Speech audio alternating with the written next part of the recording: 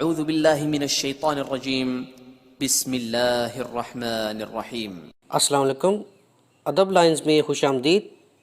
ناظرین، ویڈیو شروع کرنے سے پہلے آپ سے درخواست کی جاتی ہے کہ چینل کو سبسکرائب کریں اور بیل آئیکن کو پریس کر دیں تاکہ آنے والی ہر ویڈیو آپ کو بر وقت ملتی رہے۔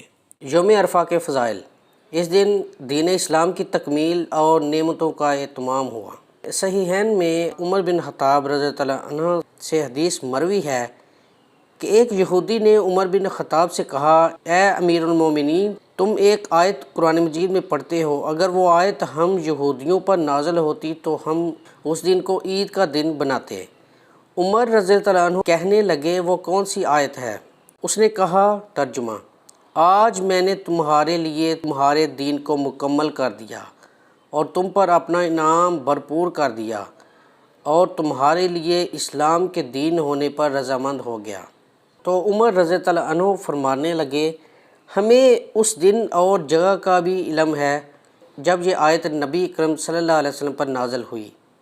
وہ جمعہ کا دن تھا اور نبی صلی اللہ علیہ وسلم عرفہ میں تھے۔ عرفہ میں وقوف کرنے والوں کے لیے عید کا دن ہے۔ نبی اکرم صلی اللہ علیہ وسلم نے فرمایا، یوم عرفہ اور یوم الاخر اور ایام تشریق ہم اہل اسلام کی عید کے دن ہیں اور یہ سب کھانے پینے کے دن ہیں۔ اسے اصحاب السنن نے روایت کیا ہے اور عمر رضی اللہ عنہ سے مروی ہے کہ انہوں نے فرمایا، یہ آیت جمعہ اور عرفہ والے دن نازل ہوئی اور یہ دونوں ہمارے لیے عید کے دن ہیں۔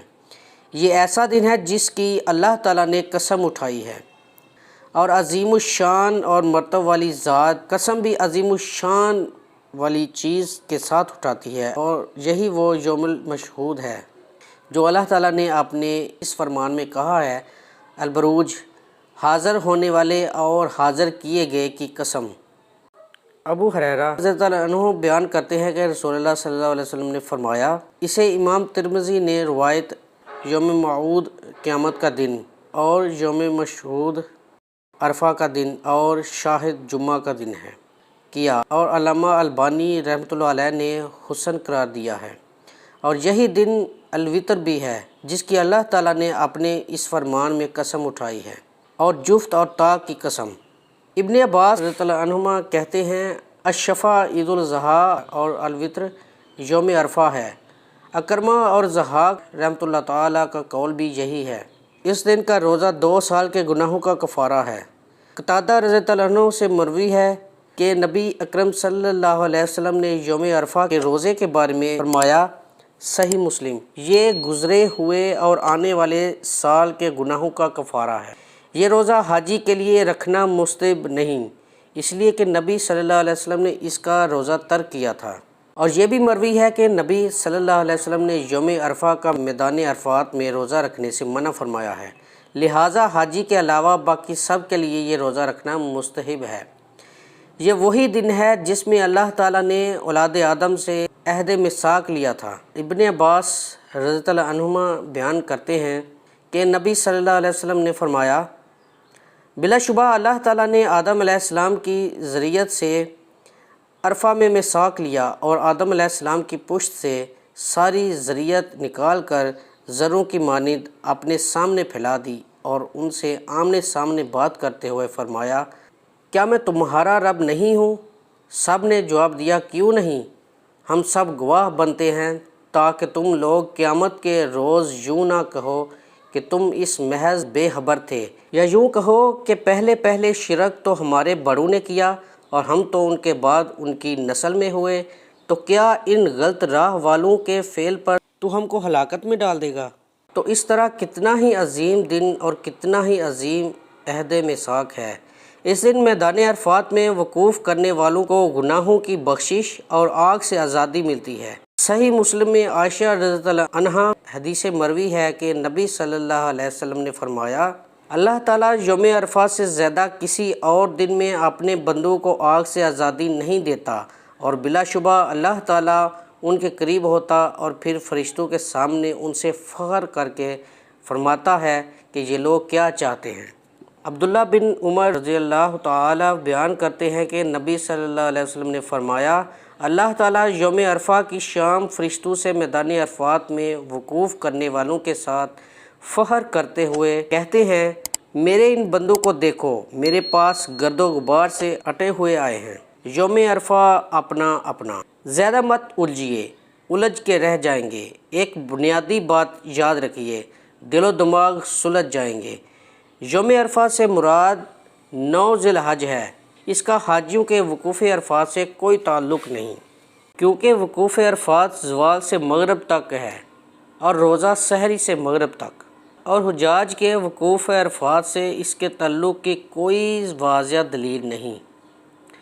اسی طرح جب حاجی وقوف کر رہے ہوتے ہیں تب آسٹریلیا سے پرے جزائر ہوائی والے سونے کے لیے بستر پر جا چکے ہوتے ہیں، یعنی اگر وہ سعودی چاند کے مقلد بھی بن جائیں تو روزہ پہلے ہی رکھ کے کھول چکے ہوں گے۔ اب کیا کریں گے؟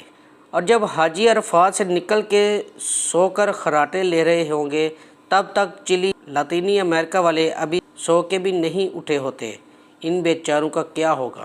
روزہ تو نکل گیا، روزہ کیا یہاں تو حاجی صاحب بھی نکل گئے۔ سوال تو ہے نا، ان کے 2 سال کے گناہ ان کے کھاتے میں ہی رہ گئے، اس لیے کہ روزہ کے وقت ان کے ہاں تھی ہی رات۔ اب اگر اگلے دن رکھتے ہیں تو وقوف عرفات سے کیا تعلق جوڑیں گے؟ ایک اور سوال بھی ہے کہ اگر اس روزے کا حجاج کے وقوف سے تعلق ہوتا تو 1300 سال امت کے روزے کیا ہوئے؟ ان کا تو وقوف کا دن کبھی ایک تھا ہی نہیں۔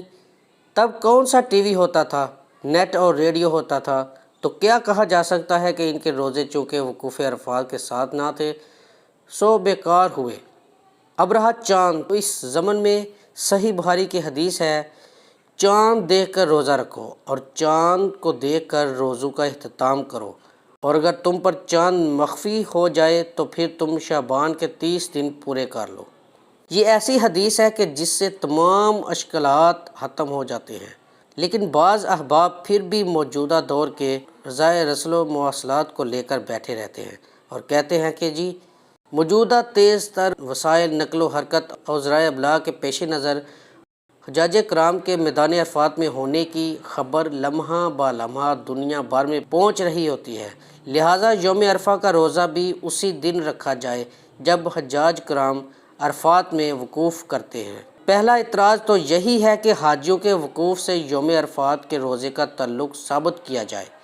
دوسرا اعتراض اس موقف پر یہ ہے کہ لیبیا، تیونس اور مراکش چند ممالک ایسے ہیں جہاں چاند مکہ مکرمہ سے بھی پہلے نظر آتا ہے، یعنی ان ممالک میں جب 10 ذی الحج کا دن آتا ہے تو مکہ مکرمہ میں یوم عرفہ کا دن ہوتا ہے۔ اگر ان ممالک کے لوگ حجاج کرام کے وقوف عرفات والے دن روزہ رکھیں تو یہ گویا ان کے ہاں عید کے دن کا روزہ ہوا، اور یہ تو سب کو پتہ ہے کہ عید کے دن روزہ ممنوع ہے۔ اب اس مسئلے کا ان احباب کے نزدیک کیا حل ہے کہ جو سعودیہ کے وقوف عرفات کو تمام دنیا کے لیے یوم عرفہ قرار دیتے ہیں؟ نبی کریم صلی اللہ علیہ وسلم کا معمول حدیث عائشہ کے مطابق 1 سے 9 ذی الحج تک روزے رکھتے تھے، سو سنت نبی سے الگ سے روزہ تو آپ کو ملے گا نہیں۔ سو الجھائیے مت اور الجھیے بھی مت، آرام سے پاکستان کے چاند کے مطابق روزہ رکھیے اور اللہ سے رحمت کی امید بھی۔ اور ہاں، میں بحث بھی نہیں کروں گا۔ ابو بکر قدوسی۔ ذی الحج کا روزہ کون سے دن اور کس ملک کے ساتھ رکھیں؟ قرآن و سنت سے مدلل عمدہ فیصلہ کن جواب۔ عرفہ کا دن سال کا بہترین دن ہے، اور یہ وہ عظیم دن ہے جس کے بارے میں رسول اللہ صلی اللہ علیہ وسلم نے ارشاد فرمایا، کوئی دن ایسا نہیں کہ اس میں اللہ تعالیٰ عرفات کے دن سے زیادہ لوگوں کو جہنم سے آزاد۔ رسول اللہ صلی اللہ علیہ وسلم سے یوم عرفہ کے روزے کے بارے میں پوچھا گیا تو فرمایا، گزشتہ سال اور آئندہ سال کے گناہوں کا کفارہ ہے۔ یہ روزہ رکھنا غیر حاجیوں کے لیے مشروع ہے۔ حاجی میدان عرفات میں یہ روزہ نہیں رکھیں گے۔ اب آتے ہیں اس اہم مسئلے کی طرف، بلاد حرمین شریفین سے باہر رہنے والے کیا کریں؟ احادیث میں جو فضیلت وارد ہوئی ہے وہ عرفات کے روزے کی ہے، 9 ذی الحج کی نہیں۔ جس دن حاجی عرفات میں اکٹھے ہوتے ہیں صرف اس دن کو یوم عرفہ کہا جاتا ہے۔ کسی حدیث میں 9 ذی الحج کا روزہ رکھنے کے الفاظ نہیں آئے ہیں، یعنی اس روزے کا رمضان کی طرح چاند سے تعلق نہیں، اس کا تعلق عرفہ کے دن سے ہے، اور عرفہ اس دن کو کہتے ہیں جب حاجی عرفات میں اکٹھے ہوتے ہیں۔ خلاصہ کلام، دنیا بھر کے مسلمانوں کو اس دن روزہ رکھنا چاہیے جس دن حاجی عرفات میں ہو، خواہ ان کے اپنے ملک میں، اس دن کی تاریخ کچھ بھی کیوں نہ ہو، اس وجہ سے کہ روزے کا تعلق یوم عرفہ سے ہے اور عرفہ کا تعلق حاجیوں کے میدان میں اکٹھے ہونے سے ہے۔ اس روزے کا ہر ملک کے چاند سے تعلق نہیں ہے۔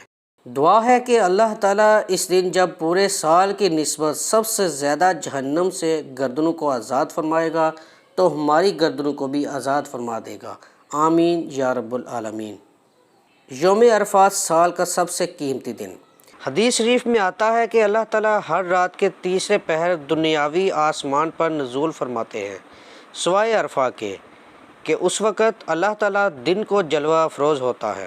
سلف صالحین اپنی ضرورتوں کو عرفہ کے دن کی دعا کے لیے جمع رکھتے تھے۔ کتنی ساری ضروریات، تمنائیں اور دعائیں اس دن قبول ہوتی ہیں۔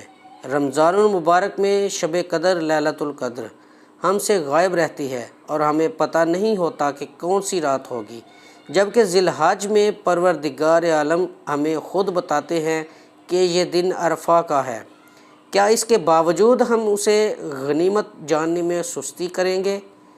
اگر عرفہ کے دن کے اخیر میں ہم اپنے آپ کو فارغ کر سکیں تو ضرور ایسا کرنا چاہیے، خاص طور پر عصر کی نماز سے مغرب کی اذان تک۔ ایک بزرگ فرماتے ہیں کہ خدا کی قسم، میں نے عرفہ کے دن جو بھی دعا مانگی ہے اسے سال گزرنے سے پہلے ضرور قبول ہوتے ہوئے دیکھا ہے۔ اپنے ساتھ بھلائی کیجئے، امت مسلمہ کو بھی اپنی دعا میں مت بھولیے۔ اے اللہ، ہمیں یوم عرفہ عافیت کے ساتھ نصیب فرما اور قدردانی کی توفیق عطا فرما اور قبولیت سے نواز دے، آمین یا رب العالمین۔ ناظرین، اگر ویڈیو پسند آئی ہے تو لائک کر دیجئے اور شیئر کر دیجئے اور چینل کو سبسکرائب کر دیجئے۔ جزاک اللہ۔ اللہ حافظ۔